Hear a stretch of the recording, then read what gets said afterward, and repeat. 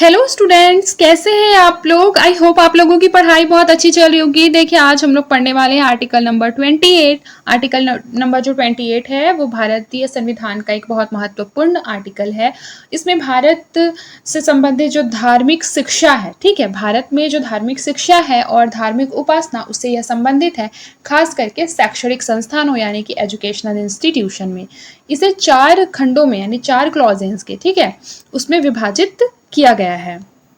देखिए, खंड 1 में क्या लिखा, खंड 1 में लिखा हुआ है कि सबसे पहले तो इस आर्टिकल में लिखा है कि शैक्षणिक संस्थानों में धार्मिक शिक्षा जो है वो क्या है, प्रोहिबिटेड है यानी कि प्रतिबंधित है। और इसका खंड 1 हो जाएगा कि राज्य के द्वारा पूर्ण संचालित जो संस्था है वहां पर धार्मिक जो शिक्षा है वो नहीं दी जा सकती है, यानी कि राज्य के द्वारा पूर्णतः निधि प्राप्त किसी भी शैक्षिक संस्था में कोई धार्मिक शिक्षा नहीं दी जाएगी। इसका अर्थ है कि यदि मान लीजिए कोई स्कूल है या कॉलेज वह पूरी तरीके से सरकार के द्वारा फंडेड है यानी वित्त पोषित है, तो वहां किसी भी प्रकार की धार्मिक शिक्षा देना प्रतिबंधित है। इसका उद्देश्य क्या है?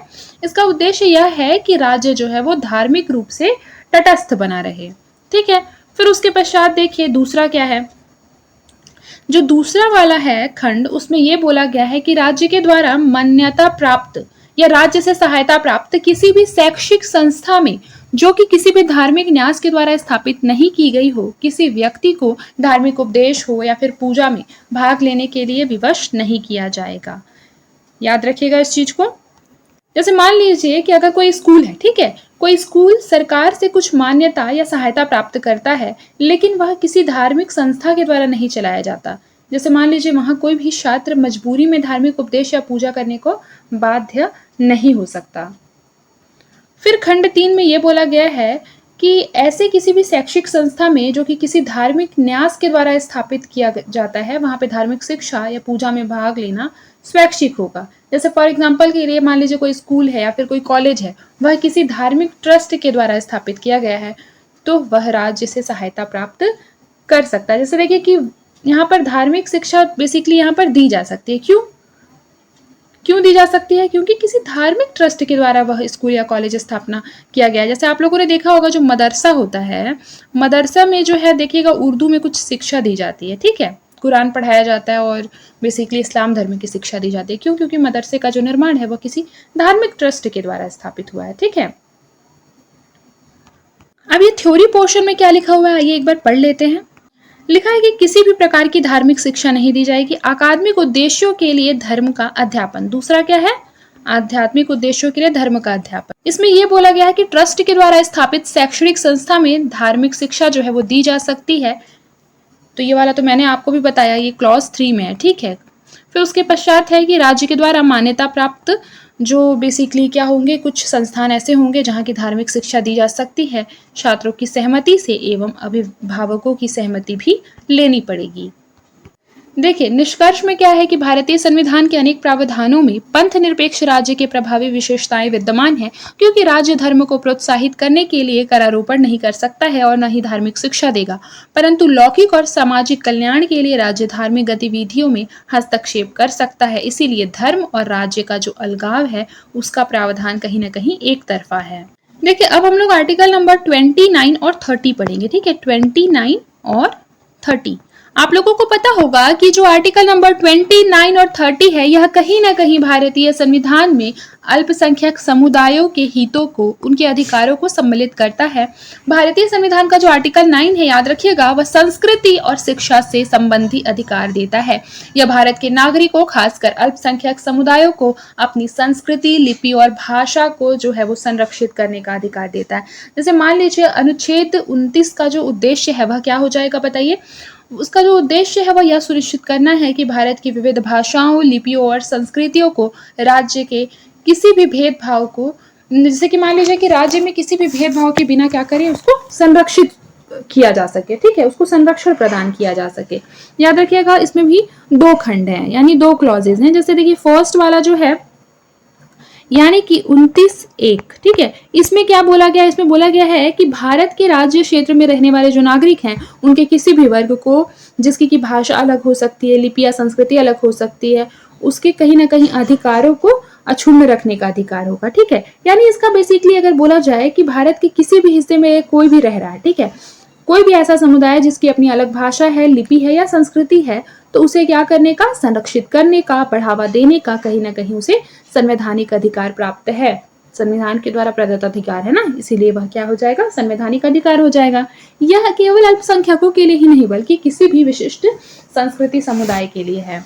और जो 29(2) है उसमें क्या बोला गया है कि राज्य के द्वारा प्रशासित या राज्य से सहायता प्राप्त किसी भी शैक्षिक संस्था में प्रवेश के विषय में केवल धर्म, नस्ल, जाति, भाषा या इनमें से किसी के आधार पर किसी नागरिक के साथ भेदभाव नहीं किया जाएगा। इसका अर्थ है कि मान लीजिए कोई स्कूल या कॉलेज जो है वो राज्य के द्वारा चलाया जाता है, तो उसे राज्य से सहायता मिलती है, तो वहां पर किसी भी छात्र को धर्म, नस्ल, जाति, भेदभाव के आधार पर वंचित नहीं किया जा सकता। और याद रखिएगा कि ये जो 29 और 30 नंबर आर्टिकल है, यह केवल और केवल जो भारत के जो सिटीजन है, भारत के नागरिक जिसे कहते हैं, उन्हें ही प्राप्त है। ठीक है, विदेशियों को यह अधिकार प्राप्त नहीं है। जैसे मान लीजिए अगर एग्जाम्पल से समझे कि जो तमिल भाषी लोग हैं जो उत्तर भारत में रहते हैं, वह अपनी भाषा और संस्कृति को क्या कर सकते हैं, संरक्षित कर सकते हैं, क्योंकि यह अधिकार जो है वो उन्हें प्राप्त है संविधान के द्वारा। जैसे मान लीजिए कि किसी भी स्कूल में केवल इस आधार पर कोई छात्र मुस्लिम है या दलित, उसे प्रवेश से नहीं रोका जा सकता है। अब आगे देखिए क्या लिखा है यहाँ, इसे पढ़ लेते हैं।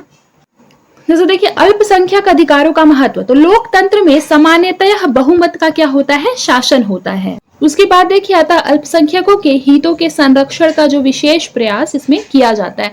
फिर देखिए दूसरा पॉइंट है कि लोकतांत्रिक देश के संविधान में विधि के शासन यानी कानून का शासन होता है एवं निष्पक्षता का विचार अपनाया जाता है। इसके बावजूद राज्य और सरकार के द्वारा बहुमत की संस्कृति का प्रत्यक्ष एवं परोक्ष समर्थन किया जाता है। आगे देखिए अल्पसंख्यकों से अभिप्राय, तो आर्टिकल नंबर 29 जो मैंने आपको बताया कि नागरिकों के किन्हीं वर्गों को अपनी भाषा, लिपि, संस्कृति के संरक्षण का अधिकार होगा। आर्टिकल नंबर 30 क्या है कि धार्मिक और भाषाई अल्पसंख्यकों को अपनी रुचि की शिक्षण संस्थाओं की स्थापना एवं प्रबंध करने का अधिकार होगा। देखिए 29 का जो दूसरा खंड है उसमें यह बोला गया है कि राज्य वित्त प्राप्त किसी भी शैक्षणिक संस्था में केवल धर्म, जाति, मूल वंश अथवा भाषा के आधार पर प्रवेश में भेदभाव नहीं किया जा सकता। और यही वाला चीज मैंने आपको बताया भी था, याद रखिएगा, यही चीज मैंने आपको बताया ना कि नहीं किया जा सकता। देखिए अल्पसंख्यक की परिभाषा, तो याद रखिएगा उच्चतम न्यायालय ने टीएमए पे फाउंडेशन वाद में, यानी ये केस जो हुआ था ये 2002 में हुआ था, इसमें यह निर्धारित किया था कि अल्पसंख्यकों का जो निर्धारण है वो राज्य के अनुसार किया जाएगा। क्यों? क्योंकि भारत में राज्यों का जो निर्माण है वो भाषाई आधार पर हुआ है, जिसके अनुसार प्रत्येक राज्य में अल्पसंख्यक समुदाय अलग हो सकता है, जहां उसकी जो संख्या है वो 50% से कम भी हो सकती है। आगे देखिए दूसरा पॉइंट है कि वर्ष 1992 में संसद ने अधिनियम के द्वारा अल्पसंख्यक आयोग का गठन किया, जिसके अनुसार मुस्लिम, ईसाई, सिख, बौद्ध, पारसी और जैन लोग अल्पसंख्यक है। फिर देखिए अल्पसंख्यकों का जो निर्धारण है अभी भी राजनीतिक बहस का मुद्दा बना हुआ है, और जम्मू कश्मीर, पंजाब, लक्षद्वीप, नागालैंड, मिजोरम, मेघालय, मणिपुर में हिंदू लोग अल्पसंख्यक हैं, जहां उन्हें अल्पसंख्यक के दर्जे देने की मांग की जा रही है। आगे देखिए अल्पसंख्यक शैक्षणिक संस्थाएं, तो पहला पॉइंट है कि वे शैक्षणिक संस्थाएं जो अल्पसंख्यकों के द्वारा स्थापित है, जो राज्य या संसदीय अधिनियम के द्वारा निर्मित है अथवा बहुमत समुदाय के द्वारा स्थापित है, उन्हें इस श्रेणी में शामिल नहीं रखा जाएगा, याद रखिएगा। फिर देखिए क्या लिखा है कि राज्य के द्वारा आर्थिक सहायता प्राप्त करने के आधार पर किसी भी संस्था को अल्पसंख्यक के दर्जे से वंचित भी नहीं किया जाएगा। ये सारा पॉइंट जो है वो काफी इजी है, बस इसको आप लोगों को नोट डाउन करना है कि क्या क्या नहीं किया जाएगा। आगे देखिए लिखा है शैक्षणिक संस्थाओं की स्थापना एवं प्रबंध का अधिकार, तो शैक्षणिक संस्था में फीस का जो निर्धारण है उसका जो रख रखाव है वह कौन करेंगे बताइए, जिसने संस्था की स्थापना किया है। ठीक है, फिर अध्यापकों एवं कर्मचारियों की नियुक्ति का भी उन्हें अधिकार होगा। गैर अल्पसंख्यकों के प्रवेश के प्रतिशत का निर्धारण भी वही करेंगे कि मान लीजिए अल्पसंख्यक संस्था है तो उस पर गैर अल्पसंख्यक का जो परसेंट है मान लीजिए 10% होगा, तो इसका जो निर्धारण है वह कौन करेगी, संस्था करेंगे। अब देखिए राज्य का नियंत्रण, यूजीसी, सीबीएसई। याद रखिएगा कि शैक्षणिक संस्थाएं व्यावसायिक संस्थाएं नहीं है, यह डोनेशन नहीं ले सकती है। अकादमिक सत्र एवं शैक्षिक योग्यता के संबंध में भी राज्य के निर्देश को ये लोग स्वीकार करते हैं, यूजीसी हो चाहे वो सीबीएसई हो। प्रवेश का तरीका भी पारदर्शी होना चाहिए। देखिए फिर यहाँ पर आपको एक इम्पॉर्टेंट जो है राइट उस टाइम पे था, संपत्ति का अधिकार, ठीक है, ये बेसिकली अभी खत्म कर दिया गया है। ये पहले था आर्टिकल नंबर 31 में, जो कि अभी आप कहीं ना कहीं देखेंगे कि आर्टिकल नंबर जो 19 है, क्लॉज एफ, वहां पर इसकी थोड़ी सी व्याख्या की गई है, जिसमें आजीविका चुनने और संपत्ति बनाने का जो अधिकार है वह दिया गया है। देखिए 19(1)(f) में क्या दिया है कि प्रत्येक नागरिक को संपत्ति के अर्जन और उसके विक्रय का अधिकार होगा, यानी व्यक्ति जो है वो संपत्ति अर्जित भी कर सकता है और उसका मन करे तो वह उसे बेच भी सकता है।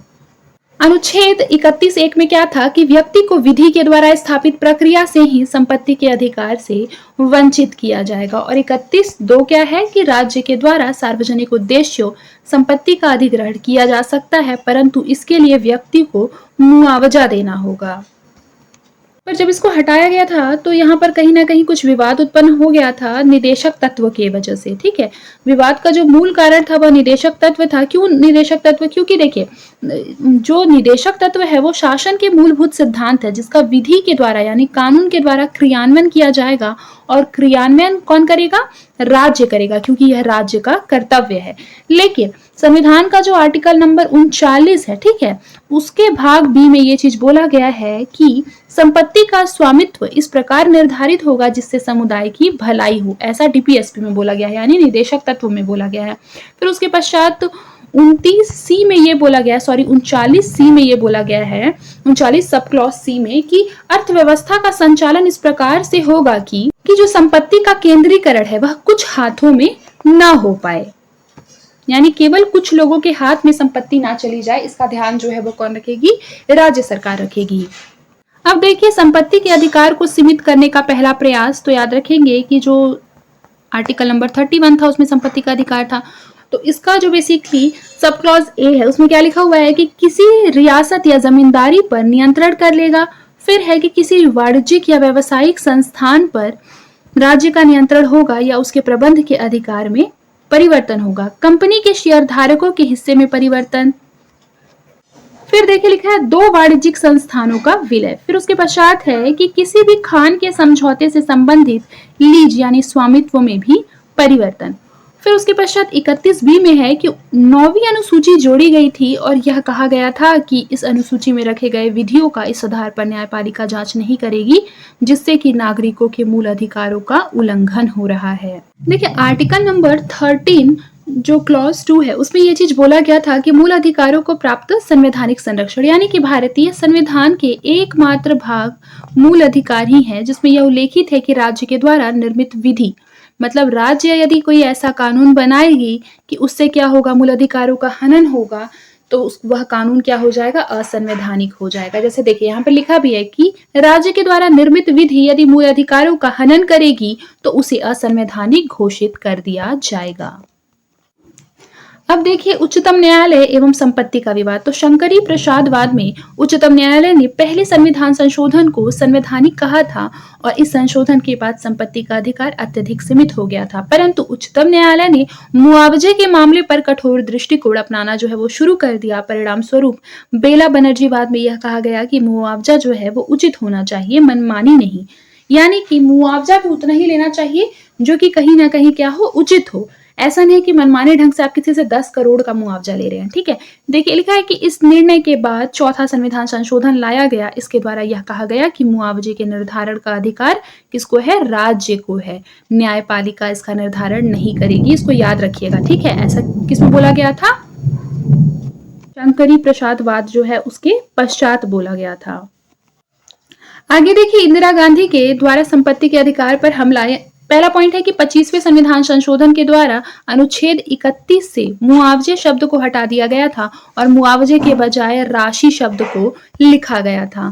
फिर उसके बाद है कि पहली बार संसद के द्वारा 25वें संविधान संशोधन के माध्यम से अनुच्छेद 31C जोड़ा गया था। यह प्रावधान किया गया कि निदेशक तत्व का अनुच्छेद 39B या फिर C मूल अधिकार, जिसमें कि अनुच्छेद 14, 19 और 31 से ज्यादा महत्वपूर्ण है। इसीलिए जो आर्टिकल नंबर 39 का सब क्लॉज बी और सी है उसको लागू करने के लिए मूल अधिकार के अनुच्छेद या तो 14, 19 या 31 की अवहेलना की जा सकती है। उसके बाद विवाद क्या है काफ़ी ज़्यादा बढ़ने लगा था संपत्ति के अधिकार को लेकर, तो संपत्ति के अधिकार को समाप्त कर दिया गया। तो इसकी समाप्ति किस प्रकार से हुई, भाग 3 से आइए देखते हैं। देखिए यहाँ लिखा है कि 44वें संविधान संशोधन के द्वारा अनुच्छेद 19(1)(f) और अनुच्छेद 31 के खंड 1 और 2 को भाग 3, जो संविधान का भाग 3 है जिसमें कि मूल अधिकार है, उससे क्या कर दिया गया, हटा दिया गया। यानी कि अब संपत्ति का अधिकार मूल अधिकार नहीं रहा, अपितु आर्टिकल नंबर 300A में संपत्ति के अधिकार को शामिल किया गया, जिसमें यह उल्लेखित है कि किसी भी व्यक्ति को विधि के द्वारा स्थापित प्रक्रिया के अनुसार ही संपत्ति के अधिकार से वंचित किया जाएगा। यानी कि मनमाने तरीके से किसी को संपत्ति के अधिकार से वंचित नहीं किया जा सकता। और विधि के द्वारा स्थापित प्रक्रिया को मैंने आपको बताया था, उसमें पहले जांच होता है, सुनवाई होती है, आप कह सकते हैं कि कहीं ना कहीं पूरी एक कानूनी प्रक्रिया अपनाई जाती है, उसी को कहते हैं विधि द्वारा स्थापित प्रक्रिया। आगे देखिए मूल अधिकार यानी कि संपत्ति के बचे खुचे अवशेष। तो यह उल्लेखनीय है कि अनुच्छेद 19(1)(f) और 31 से इसे हटा दिया गया, परंतु इसे सीमित करने के लिए अनुच्छेद 31A और 31B और 31C को लाया गया था, जो आज भी बने हुए हैं। इसी कारण से संपत्ति का एक अवशेष आज भी मूल अधिकार के रूप में है। और यदि राज्य के द्वारा किसी व्यक्ति की भूमि का जो अधिग्रहण है वो किया जाता है तो कहीं ना कहीं हदबंदी के अंतर्गत है, तो राज्य को इस भूमि के एवज में पूर्ण मुआवजा देना होगा, याद रखिएगा।